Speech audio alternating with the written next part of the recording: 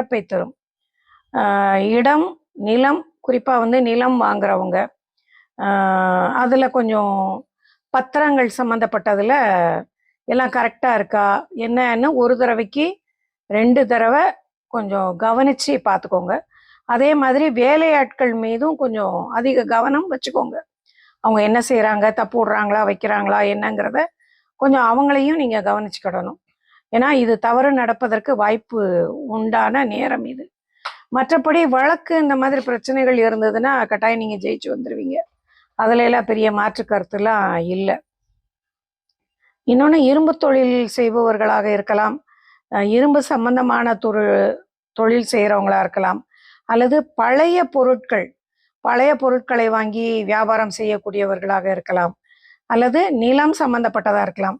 இந்த இரும்பு, பழசு இது எல்லாமே சனி